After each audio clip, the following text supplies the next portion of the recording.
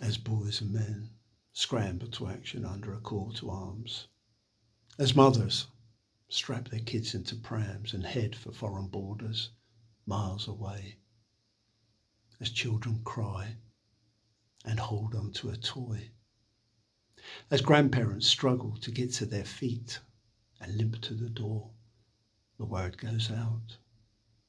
The Russians are coming to town. Please, think of us, said Svetlana down the barrel of a news lens. We are scared. We are hiding in subways and basements. Tell me, please, what is the West doing? We're putting together a raft of sanctions, replied the spokesman. Do you think this raft will float? Replied Svetlana. Will it save the lives of the millions perishing in these turbulent seas? Can this raft withstand the tsunami crashing across my land? We're defending Ukraine's neighbours, replied the spokesman. The Ukraine is defending its own country, alone. Then please think of us as we gather our possessions. My lifetime packed into one suitcase. Please remember our footsteps as we struggle the miles and miles without food or shelter, adrift under starless skies, facing winter and all its bitter winds. I heard the Russians are coming to town. Meanwhile, the gas continues to flow. The oil continues to flow. To heat our homes and feed our cars so we can sit and watch the war from afar, whilst heads of state decide the fate of the millions scrambling on the ground. Shifting pawns this way and that, tactical obstacles put in the way of a raging bull, hell-bent on extending his despotic rule. Who controls the levers that lets the money flow, that pays the ferryman who shoulders the barge, laden with tanks and armaments running on tracks across innocent lives?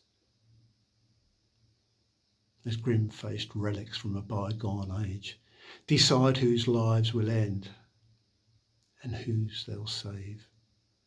How bent on preserving their power, their wealth, the cut reserved for the status quo, the fog of war descends to disguise the truth.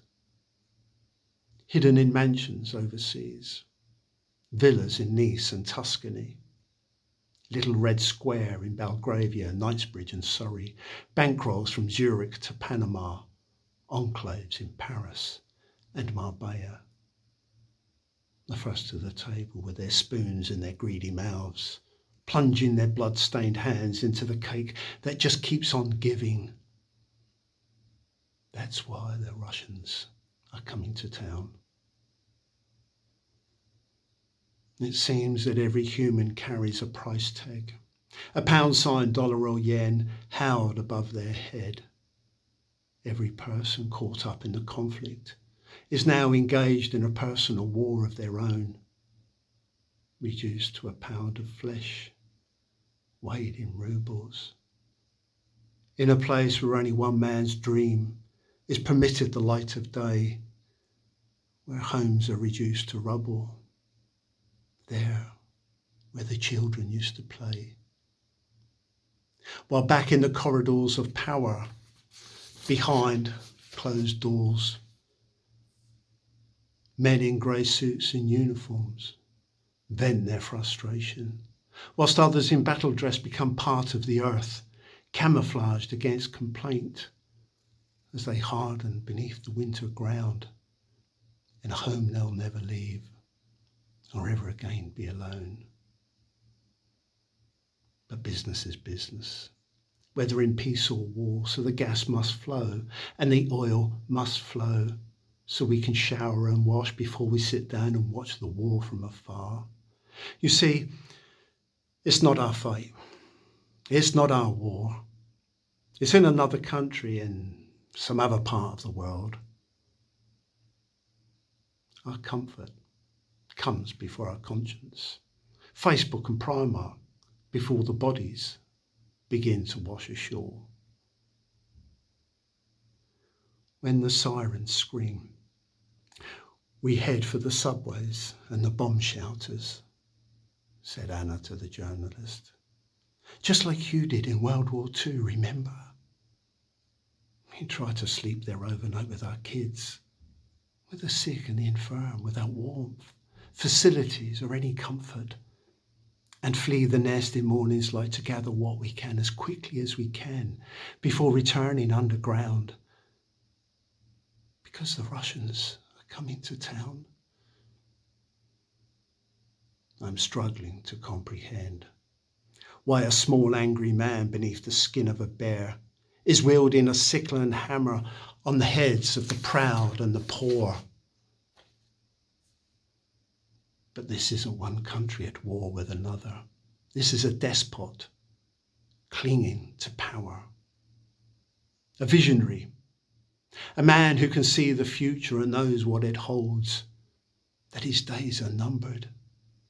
Then he'll be underground.